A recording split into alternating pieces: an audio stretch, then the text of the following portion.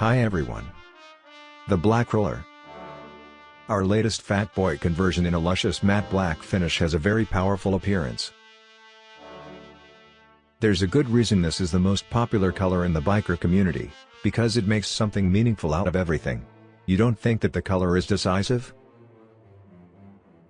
Imagine, the next time your in-laws visit, suddenly the whole coffee set is in matte black, as well as the furniture.